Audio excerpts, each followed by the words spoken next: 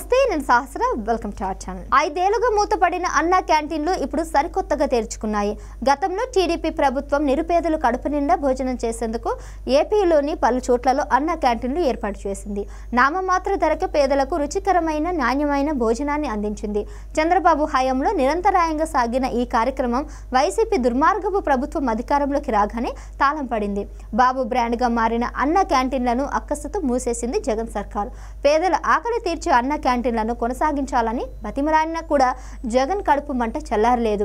బాబుకు పేరు రాకూడదనుకున్నారు, అందుకే ఆ క్యాంటీన్లను మూసివేశారు. జగన్ సర్కారు కుట్ర చేసి అన్న క్యాంటీన్లను మూసివేసిన టీడీపీ నేతలు తమ సొంత ఖర్చుతో స్వచ్ఛందంగా నడిపించారు. పేదలకి 2 పూటలా కడుపు నిండా భోజనం అందించారు. కేవలం 5 రూపాయలకే వారికి భోజనం పెట్టారు. దీనిపై ఎన్ని అణచివేతలకు గురి చేసినా వెన్ను చూపలేదు, మడమ తిప్పలేదు. తెలుగు తమ్ముళ్ళు తమ సొంత ఖర్చులతో 5 ఏళ్లు నడిపించారు. ఇక ఎన్నికల ప్రచారంలో టీడీపీ అధికారంలోకి రాగానే వీటిని తిరిగి ప్రారంభిస్తామని హామీ ఇవ్వగా, ఇప్పుడు కూటమి అధికారంలోకి రావడంతో ఏపీ సీఎం చంద్రబాబు నాయుడు ఈ ఫైల్ను సంతకం చేశారు. దీంతో అన్న క్యాంటీన్ల రీఓపెన్ పనులు ప్రారంభమయ్యాయి.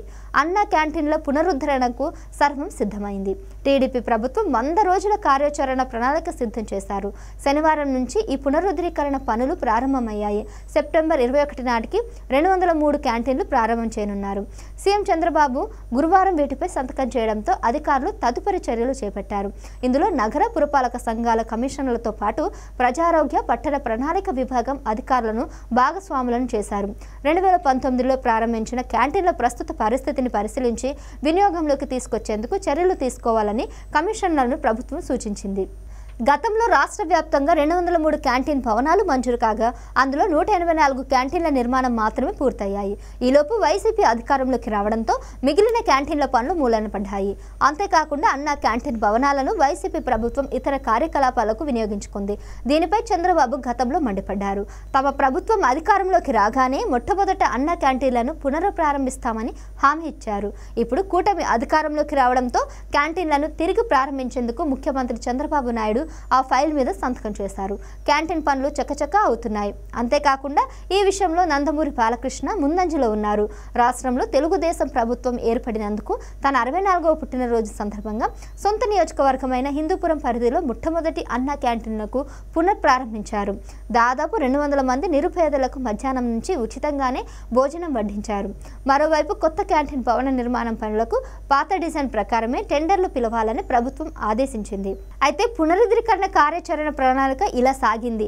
ఆ డీటెయిల్స్ ఏంటో ఇప్పుడు చూద్దాం. 15/6/24 అంటే జూన్ 15వ తారీఖు 2024లో పట్టణంలోని స్థానిక సంస్థల కమిషనర్లు తమ పరిధిలోకి క్యాంటీన్ల ప్రస్తుత పరిస్థితి పరిశీలించి భవనం, ఫర్నిచర్, IoT అంటే ఇంటర్నెట్ ఆఫ్ థింగ్స్ పరికరాలు, ఇతర అవసరాలపై ప్రాథమిక నివేదికను సిద్ధం చేస్తారు. ఇక జూన్ 19, 2024 పాత డిజైన్ ప్రకారం మున్సిపల్ ఇంజనీర్లు, పట్టణ ప్రణాళిక విభాగం అధికారులతో కలిసి కమిషనర్లు క్యాంటీన్ల నిర్మాణానికి అంచనాలు సిద్ధం చేయాలి.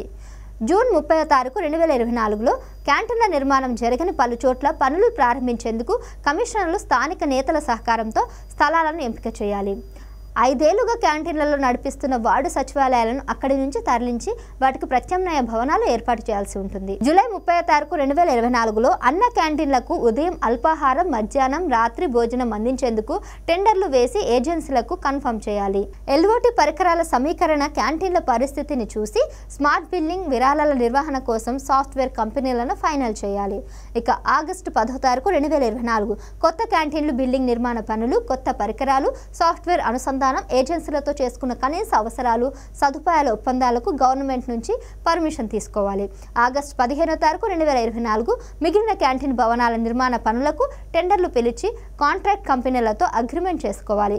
తాగునీరు, విద్యుత్, అదేవిధంగా ఇంటర్నెట్ సహా అన్ని సౌకర్యాలు కల్పించాలన్నారు. సెప్టెంబర్ 21, 2024లో సెప్టెంబర్ 21, 2024లోగా పట్టణ నగర పాలక సంస్థల్లో 203 క్యాంటీన్లను పునఃప్రారంభించాలి.